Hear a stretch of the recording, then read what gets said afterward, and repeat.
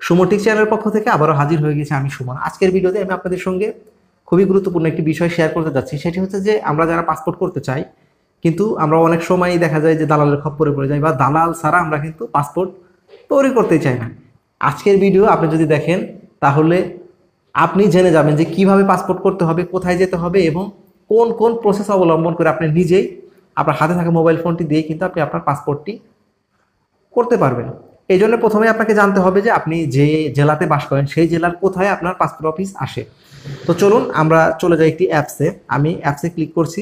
অ্যাপসে ক্লিক করার পরে এখানে দেখেন পাসপোর্ট অফিস নামে একটি অপশন আছে, পাসপোর্ট অফিস। আমরা এটার উপরে টাচ করব। এখানে টাচ করলে আপনি যে ডিস্ট্রিক্টের মানুষ, এখানে চলুন খোঁজ, দেখেন আমি ব্যাকে যাই, আবার গিয়ে আমি আপনাদেরকে দেখিয়ে দিচ্ছি।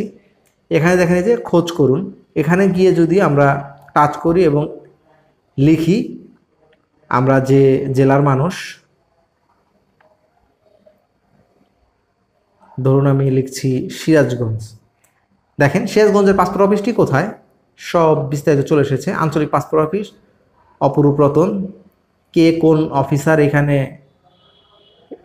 আপনার দায়িত্বে আছে সব কিছু এখানে কিন্তু চলে এসেছে।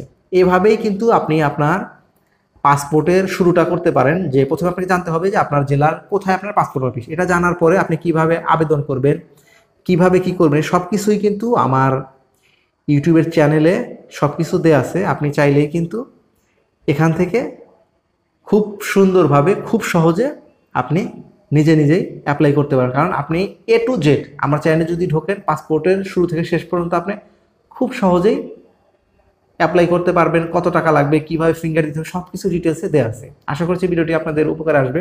আর ভিডিও যদি উপকার আসে তাহলে অবশ্যই লাইক করবেন, কোনো মতামত থাকলে কমেন্টে জানাবেন, এবং আপনি যদি আমার চ্যানেল নতুন হয়ে থাকেন তাহলে অবশ্যই চ্যানেলটি সাবস্ক্রাইব করে পাশে থাকা বেল আইকনটি বাজিয়ে দেবেন, যেন পরবর্তীতে এরকম ইম্পর্টেন্ট ভিডিও আপলোড করার সাথে সাথে আপনি নোটিফিকেশন পেয়ে যান। আর অলরেডি যদি সাবস্ক্রাইব করে থাকেন তাহলে অসংখ্য ধন্যবাদ। ভালো থাকবেন, সুস্থ থাকবেন, আবারও দেখা হবে কোনো একটি নতুন ভিডিওতে। সে পর্যন্ত আল্লাহ হাফেজ।